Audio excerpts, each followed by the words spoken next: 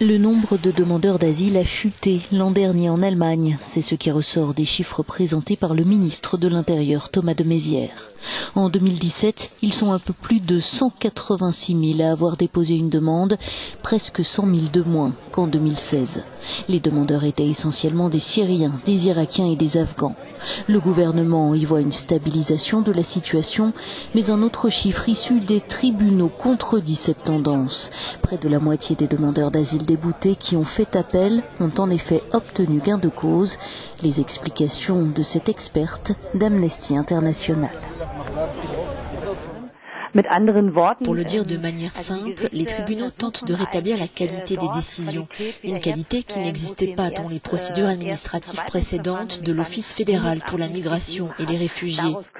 Il se pourrait aussi que le prochain gouvernement dise, si les tribunaux sont débordés, nous devrions peut-être faire la distinction entre les demandes de regroupement familial de ceux qui ont une protection subsidiaire et celle des réfugiés à proprement dit, car la principale raison des plaintes est qu'ils essaient de profiter du droit au regroupement familial.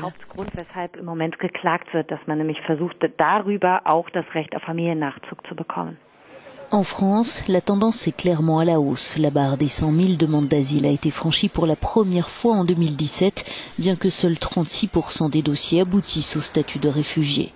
De manière générale, davantage de titres de séjour ont été délivrés, mais parallèlement, les expulsions d'étrangers en situation irrégulière ont augmenté de 14%.